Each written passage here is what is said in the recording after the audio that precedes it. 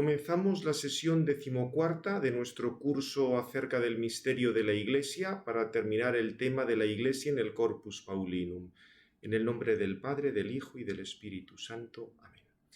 Nos habíamos quedado en la sesión anterior estudiando las cartas pastorales, que ya comentábamos que no se ocupan solamente del ministerio en la Iglesia, sino que salen más cosas, aunque también tratan especialmente del ministerio, y habíamos visto la Iglesia como una sociedad que tenía que ver con el culto a Dios, con la alabanza, también muy importante el tema de la enseñanza de la verdad, la Iglesia como columna de esa verdad que se enseña, y nos quedaba este tercer apartado, la Iglesia como una sociedad que ejerce la caridad. De hecho, en las pastorales, diríamos en su conjunto, la moral incide en la práctica de las buenas obras, sobre todo buenas obras que tienen que ver con beneficiar al prójimo. Un poco sería como el reflejo de esa filantropía de Dios, de ese amor de los hombres a Dios al enviar a Cristo, así aparece en la carta de Tito, pues los creyentes se consagran a ese servicio a los hermanos,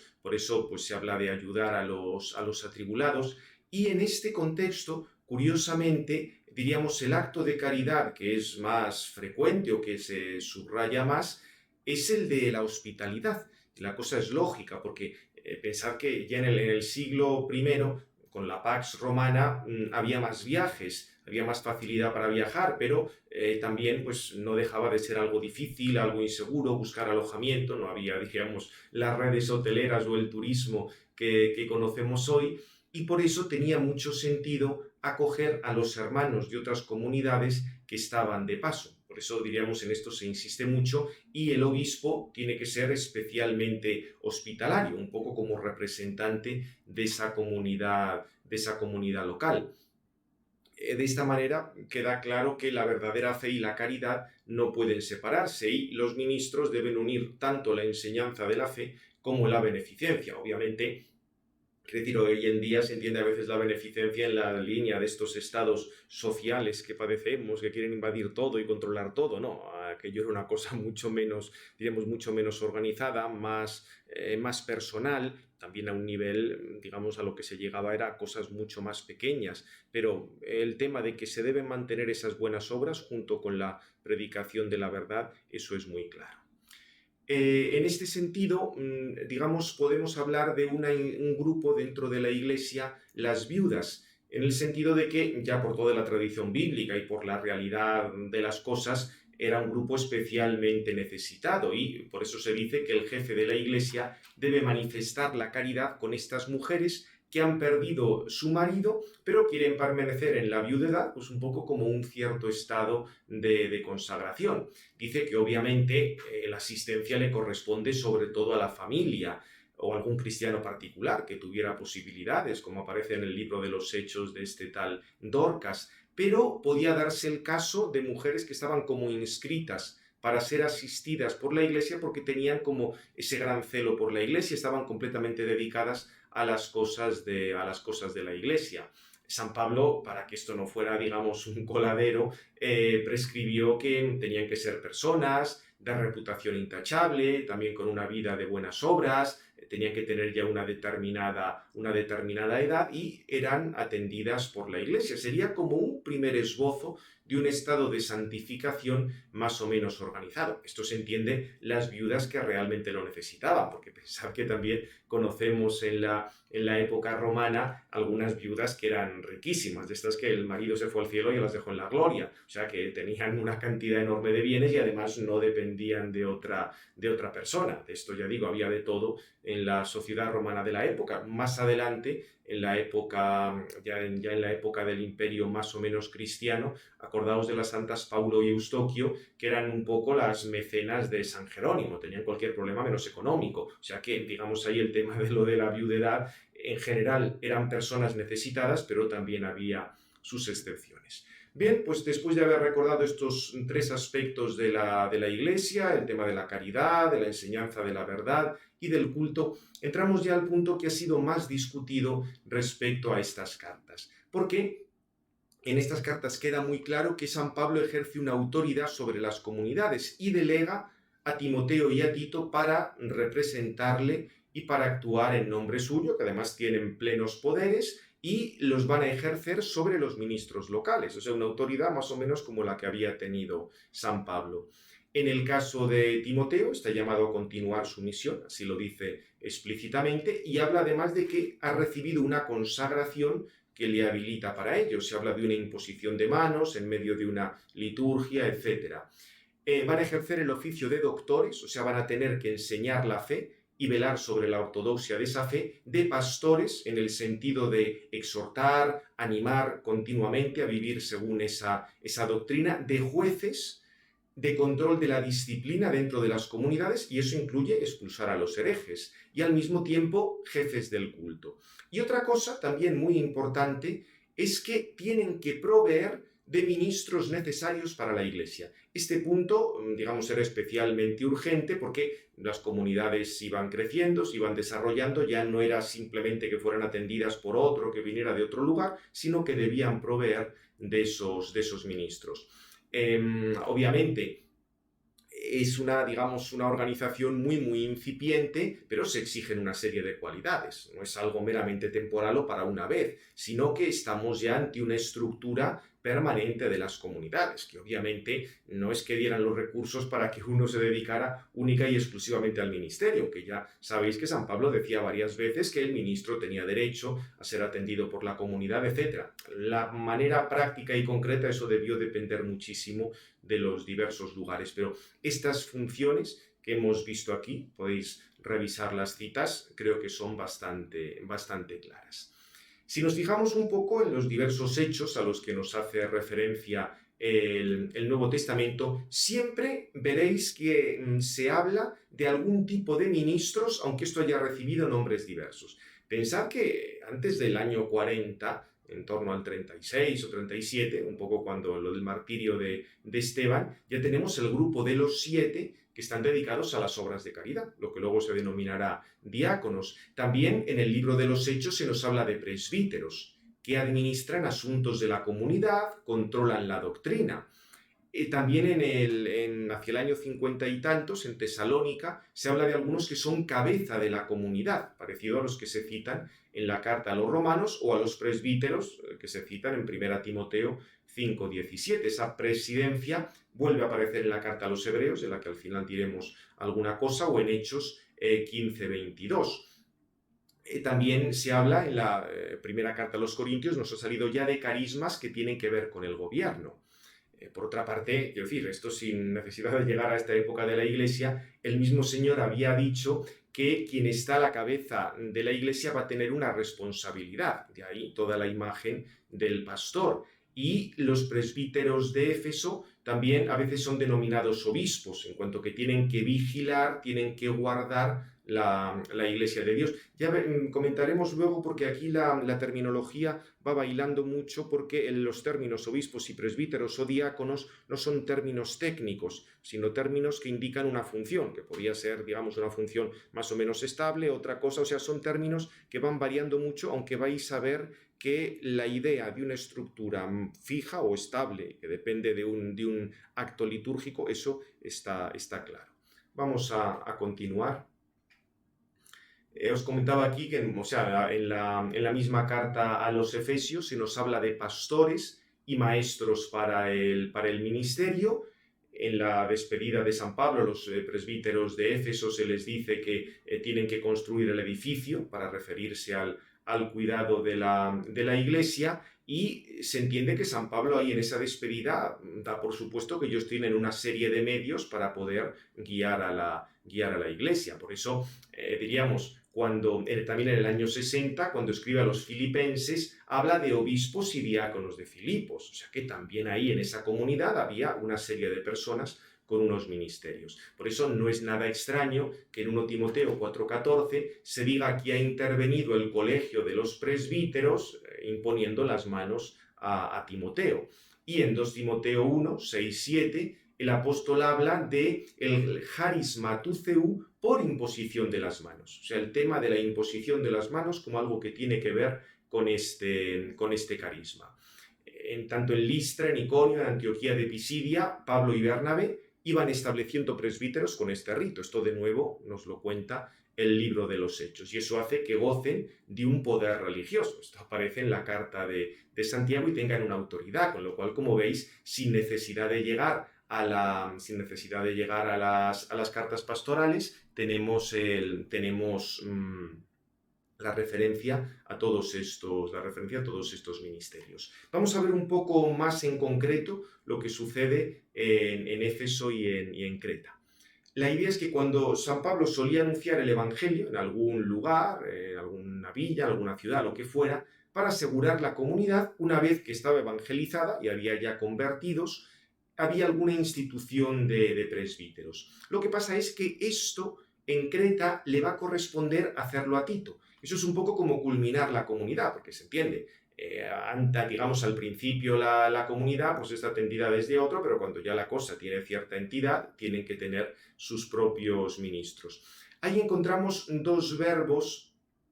Uno es establecer, que este es más frecuente, instalar, kathistemi, que no es exactamente el de imponer las manos, heirotonein, pero aparece en otros lugares el tema de la imposición de manos. Te digo que este último es el que se emplea con más frecuencia, pero también en otros lugares se habla de imposición de manos.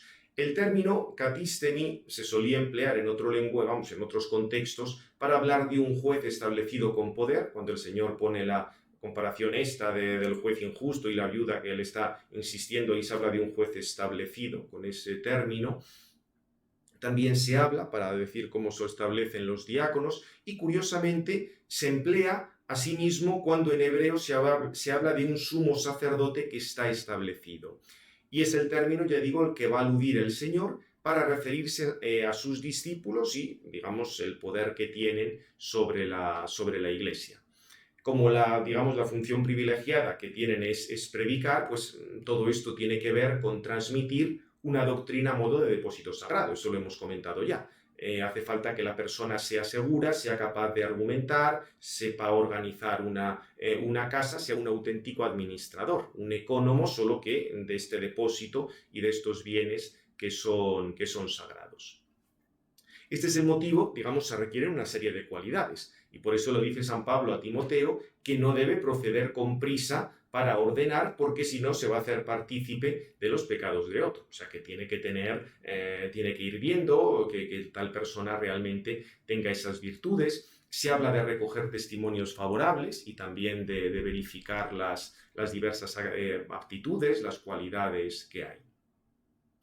Bien, si nos fijamos ahora, digamos, algún detalle más, vamos a comenzar diciendo algunas cosas respecto a los obispos. San Pablo indica a Timoteo algunas de las funciones que tenían que recibir esos ministros, en concreto los que se denominan obispos. Y ahí habla en primer lugar de la enseñanza, del servicio, de la presidencia, para la presidencia el verbo proistemi, que este término además aparece bastante en San Pablo. Y fijaos, si comparamos la Iglesia con una familia, el obispo tiene un poco que representar como al padre, y los cristianos serían como los hijos de la casa. El obispo presbítero, porque ya veis que los nombres van a oscilar mucho, sería el encargado o el intendente de esa casa. Por eso tiene que saber gobernar primero la casa propia. Esto, por otra parte, no es una novedad de San Pablo, ¿eh? En la literatura de la época aparece esa comparación de que el gobernante tiene también que saber gobernar su casa. Pensad que estamos en un momento en la sociedad donde la casa, la domus, tiene un sentido muy amplio. Es la familia, pero la familia ampliada, todo el conjunto de siervos que había, posible lo que se llamaban los clientes, dependencias que se establecían respecto a esa familia. O sea que gobernar la casa era una cosa que tenía su complicación. Por otra parte, la advertencia de que no se ha dado al vino y al dinero, y siempre con en la imagen de fondo del administrador fiel del cual ya había hablado el Señor.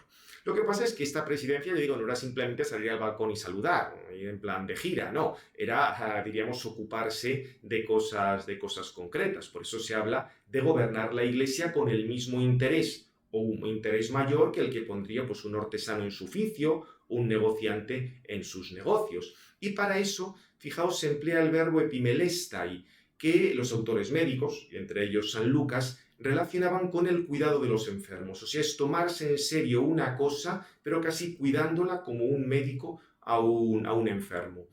También en el griego, digamos, profano de la época, se empleaba este verbo pues, con esa idea de cuidado, de seriedad, de presidencia. Y esto va a concluir, o digamos, se va a condensar en una palabra, episcopé. Episcopé literalmente es mirar desde arriba, scopein es mirar, epi desde arriba, un poco en el sentido de vigilar, de observar atentamente, ver que las cosas funcionen más o menos. Es curioso porque se emplea para referirse en Hechos. San Pedro dice que Judas tenía un episcopé, tenía un oficio, pero que ha abandonado, o sea, que ha traicionado. O sea, que la idea esta ya venía de antiguo, y en el Antiguo Testamento se hablaba de la episcope del sumo sacerdote, en la versión griega, hablando de Números 4:16. O sea que, como veis, el término tenía una honda historia. Este oficio no debía ser muy grato.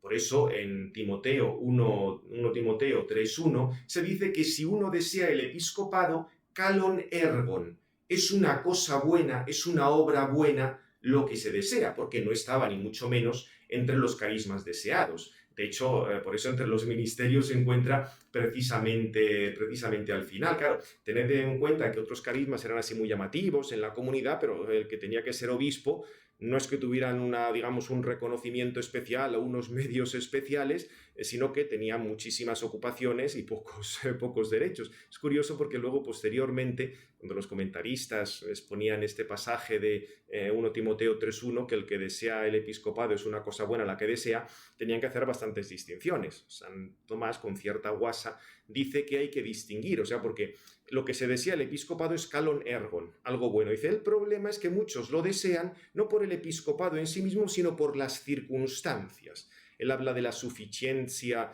de bienes que venía a ser que le acompañaba, o por los honores que recibía.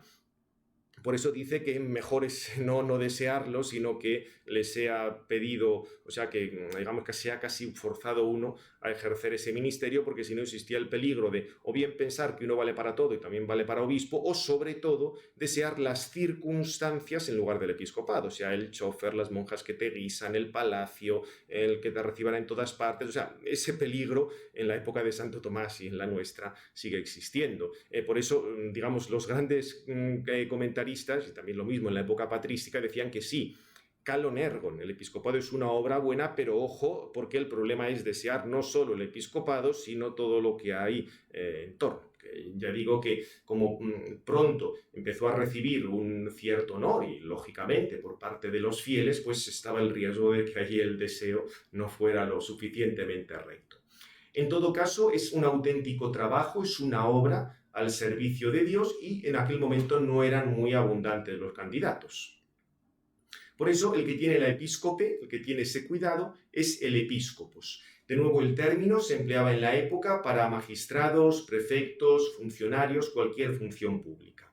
Y en la lengua religiosa tenía que ver con una protección que ejercían los poderes divinos. Fijaos que, eso en el paganismo, pero en los 70 se denomina así a Dios.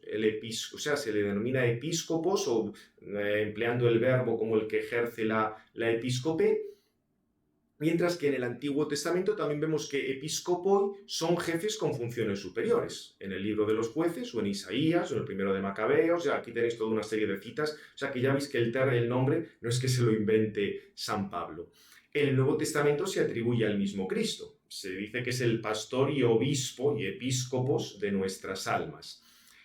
A los ministros de Filipo se habla de episcopos y diáconos. Los pastores de Éfeso se habla también de que tienen esa episcope, y los jefes de las iglesias de Éfeso y Creta deben gobernar la iglesia como un padre de familia. O sea que probablemente estos episcopos sean lo mismo que los presidentes de los que se habla en 1 Tesalonicenses 5:12 y Romanos 12:8. Da la sensación de que son las mismas personas.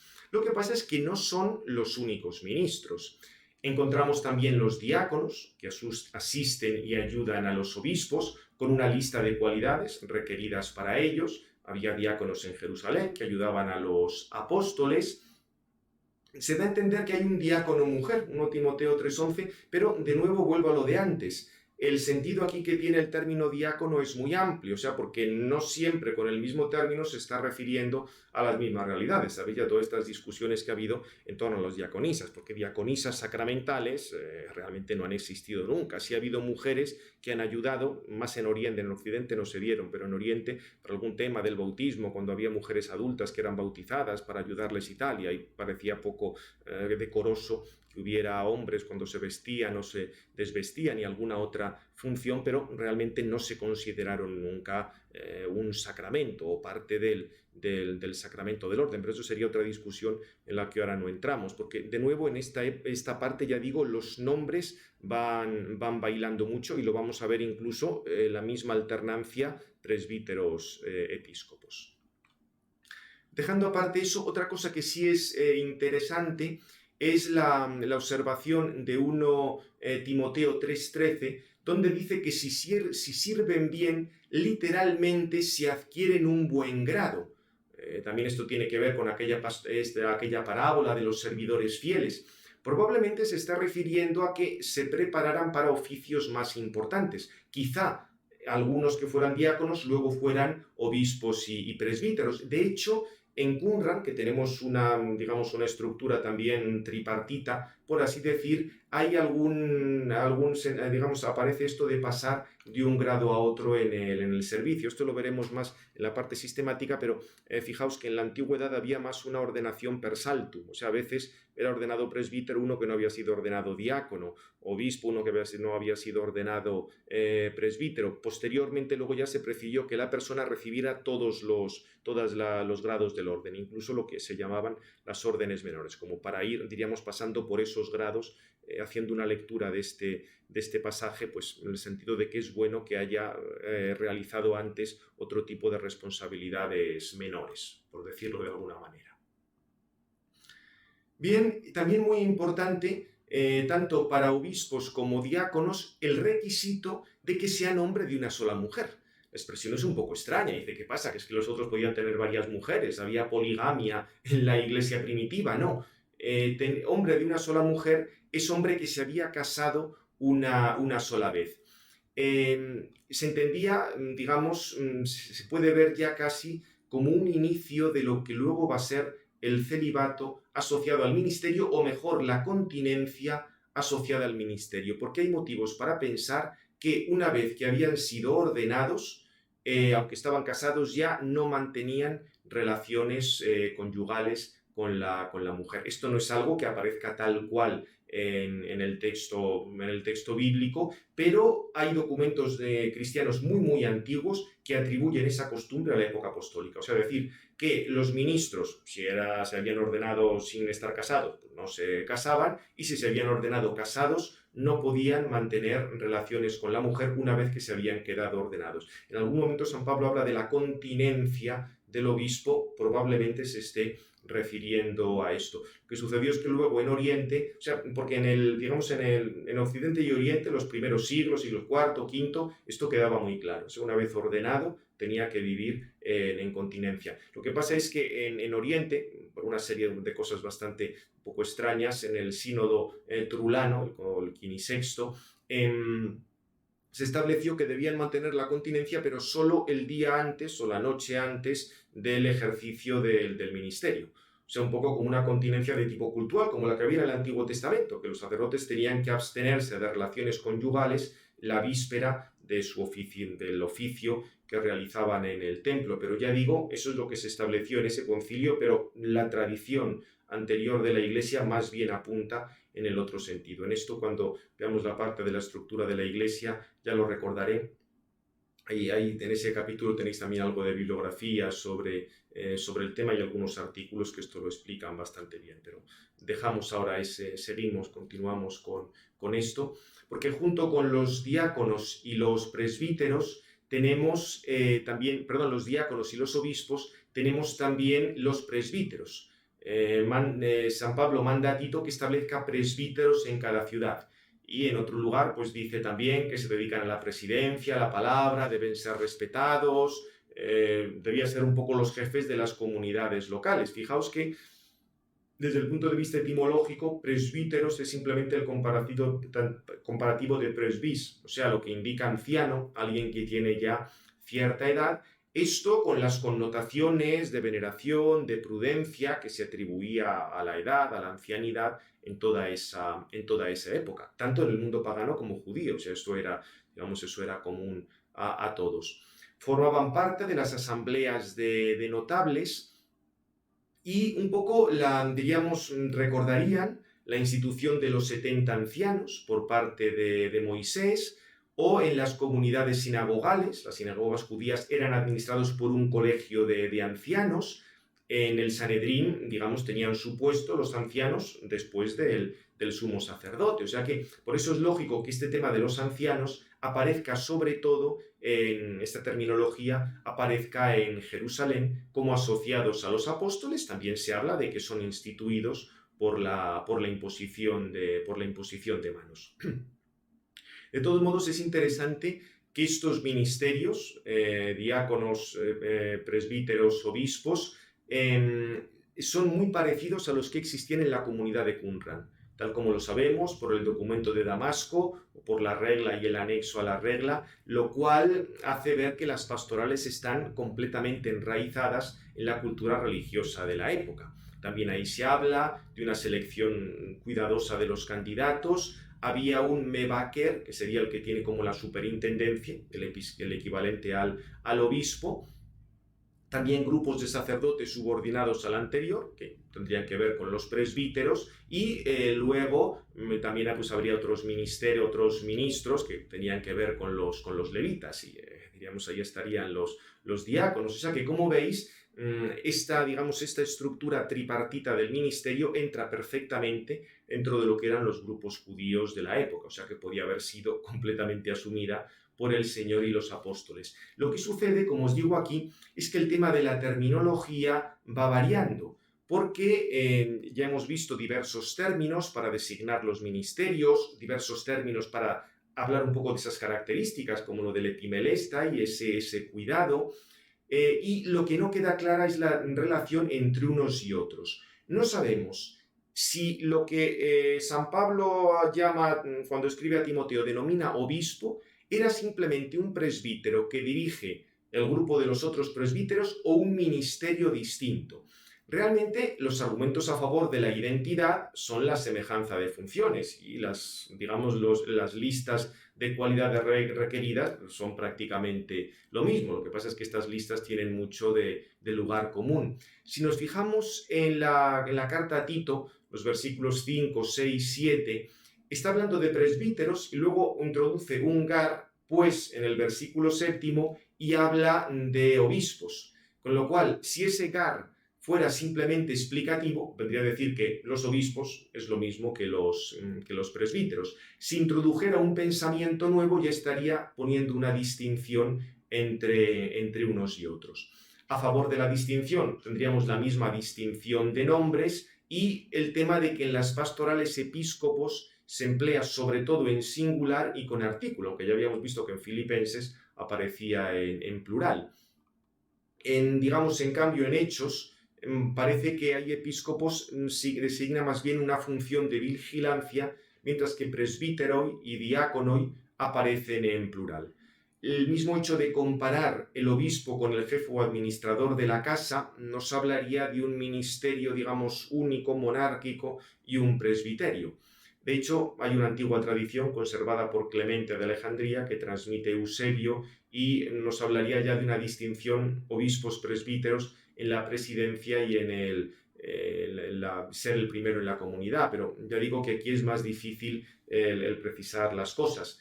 No encontramos todavía la distinción clara de los 3 grados como aparece en Ignacio de Antioquía, pero ya podemos reconstruir perfectamente esa evolución. Tened presente además lo que ya he comentado varias veces, lo que sucede, la gran diferencia de la situación con Tito y Timoteo y luego lo de San Ignacio de Antioquía es que todavía están vivos los apóstoles, que los apóstoles tienen esa función que luego van a tener los obispos. Es cierto que se podría ver a Timoteo y a Tito como obispos que se van a encargar de establecer los presbíteros o a lo mejor de establecer otros obispos, pero en cualquier caso tendríamos el papel de lo que hoy nosotros denominamos obispos en Tito y Timoteo. Lo que pasa es que ya en la época de San Ignacio de Antioquía ya no viven los apóstoles, con lo cual claramente ya, digamos, los obispos tienen esa función de coordinación, de intendencia, que en la época de los apóstoles, en concreto donde estaba San Pablo, en última instancia la tenía San Pablo. Bien, ya digo, tampoco es que esto tenga mayor importancia, pero lo que sí es claro es que cada vez se va precisando más el ministerio del obispo respecto al resto de los presbíteros. Y esto permite ver cómo las indicaciones de San Ignacio de Antioquía a principios del siglo II están ya contenidas implícitamente en las pastorales. Basta simplemente precisar bien la terminología, digamos, tener una terminología más unívoca y no hay ningún problema. Por eso, los que consideran que es del todo anacrónico en una época de San Pablo el establecer ministerios de este estilo, habría que recordarles que en los esenios de Qumran había una organización muy semejante, con lo cual, diríamos, este tipo de disponer las asambleas o las comunidades no era para nada una cosa descabellada o propia, no sé, de una época muy posterior.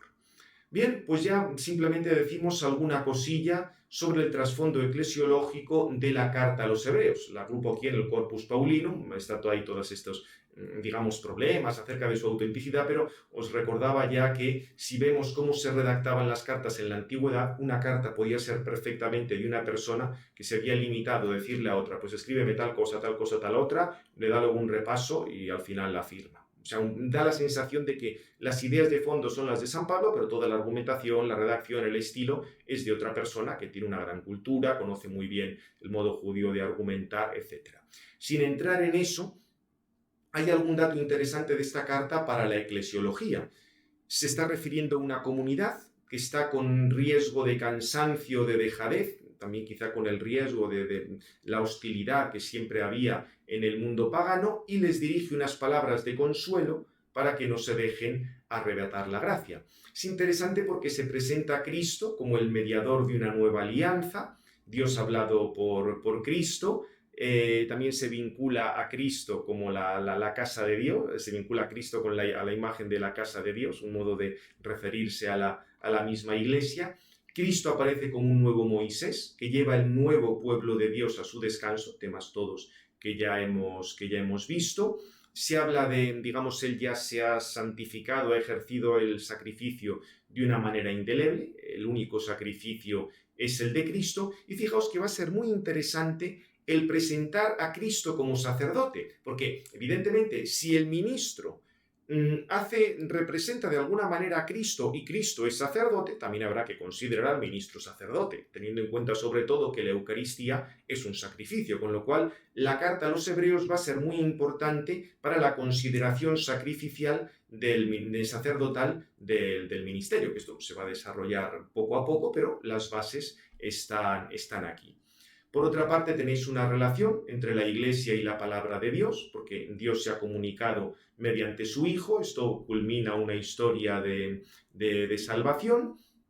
Esa palabra adquiere la forma de buena noticia, de instrucción doctrinal, de lo cual ya hemos hablado en otros lugares. Hay también referencias al bautismo, incluso podríamos ver una referencia al catecumenado en sentido muy amplio, porque se habla de los principiantes y de los perfectos en la fe. De todos modos, acordaos, en el libro de los Hechos parece que no se pedía mucho para ser bautizado. Acordaos lo del el eunuco esto de la reina de Candaces.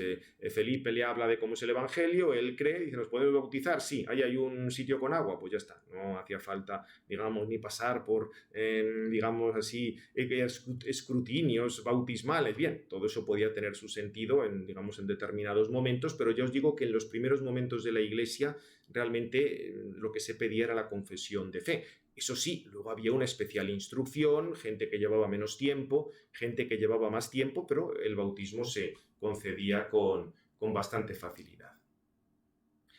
En todo caso, diríamos, el bautismo se presenta como lo que permite acercarse al santuario de Dios, de nuevo la relación iglesia-templo. Se insinúa un orden jerárquico cuando se habla de los dirigentes de la Iglesia, aunque en esta carta haya muchos menos datos que en las pastorales. Y la idea es que el pueblo de Dios, guiado por Cristo, tiene ya los bienes de la salvación, se ha realizado la redención, los cristianos han sido santificados de una vez para siempre y se pueden acercar a Dios, pero siguen siendo un pueblo de peregrinos. Tienen el riesgo de extraviarse si no se mantienen en el mensaje cristiano. Bien, con esto ya terminamos lo referente a San Pablo, pero vamos simplemente a comentar en un momento el resumen de lo más importante de este capítulo, que han sido el tema de la Iglesia como cuerpo de Cristo en San Pablo. Fijaos aquí un poco el resumen que os presento. Esto era la parte fundamental de San Pablo. Ya os decía que la imagen de cuerpo de Cristo es lo que se emplea para indicar la novedad que ha inaugurado Cristo. Ya os decía que el término no era fácil encontrar un origen de esta imagen de cuerpo. San Pablo es el único en el Nuevo Testamento que la emplea y es central en su teología, y solo hay dos precedentes, poco importantes además, en el Antiguo Testamento, aunque la idea de ver un pueblo como un cuerpo, a la sociedad como un cuerpo, eso estaba en la filosofía de la época. Y aquí os recuerdo que por una parte tenemos los textos de las grandes cartas y luego los de la cautividad. En las grandes cartas, 1 Corintios 6, 12, 20, se dice que los cristianos son miembros de Cristo, la unión con el Cristo personal, con el cuerpo, o digamos con el cuerpo glorioso de Cristo. En 1 Corintios 12, 12, 15, se dice que los bautizados constituyen una comunidad en el Espíritu que San Pablo denomina cuerpo, con lo cual Cristo y el Espíritu son el fundamento de esa unidad. En Romanos 12, los cristianos son un cuerpo en Cristo, sería el lugar paralelo a 1 Corintios 12, y aparece la Iglesia pues como ese organismo vivo en el que hay una pluralidad de miembros, carismas, etc., y unos dependen de otros. Todo eso para acentuar la unidad de la Iglesia ante la multiplicidad de dones y carismas. Y por último, en 1 Corintios 10, 16, 17, se relaciona la Eucaristía con el cuerpo de Cristo. Antes se ha hablado en los otros pasajes, había alguna relación con el bautismo, aquí aparece la Eucaristía. La unidad del cuerpo, que es la Iglesia, depende de la participación en el cuerpo eucarístico de Cristo. Eso en las cartas principales. En los escritos de la cautividad tenemos en primer lugar el concepto cuerpo de Cristo, que designaría el objeto de la redención. O sea, cuerpo de Cristo es la humanidad redimida. Cristo es el Salvador de todo el cuerpo y somos miembros de su cuerpo. Por eso aquí cuerpo de Cristo es el sentido de Iglesia universal. Sí, hay luego pues iglesias locales, reuniones locales, pero el cuerpo es la Iglesia universal. En segundo lugar, el término cuerpo también se indica como una personificación y distinción respecto a Cristo. O sea, tenemos por una parte el cuerpo eclesial, digamos que sería cuerpo de Cristo, y al mismo tiempo Cristo, que es la cabeza de ese cuerpo, que es la cabeza de la Iglesia. Toda la Iglesia como cuerpo de Cristo y Cristo como cabeza de su cuerpo. Y esto además se representa en la imagen de Cristo esposo frente a la Iglesia esposa. Cristo cabeza frente a la Iglesia cuerpo. La Iglesia esposa es distinta de Cristo, pero existe como esposa, como cuerpo, en la medida en que recibe la purificación y la santificación de Cristo. Y luego, por último, tendríamos también como una ampliación de esto, digamos, a partir del concepto de plenitud o de pleroma. La idea es que Cristo habita en la Iglesia, y bueno, hay como una extensión, unas consecuencias para todo el universo entero cuando Él vuelva de una manera ya definitiva en los nuevos cielos y la nueva tierra. No es que se vaya a encarnar en todo, sino que esa presencia de Cristo en la Iglesia al final tendrá consecuencias para todo el universo. Bien, pues lo terminamos ya aquí digamos, la explicación de este capítulo 4 sobre el Corpus Paulinum. Gloria al Padre, al Hijo y al Espíritu Santo, como era en el principio, ahora y siempre, por los siglos de los siglos. Amén. En nombre del Padre, del Hijo y del Espíritu Santo.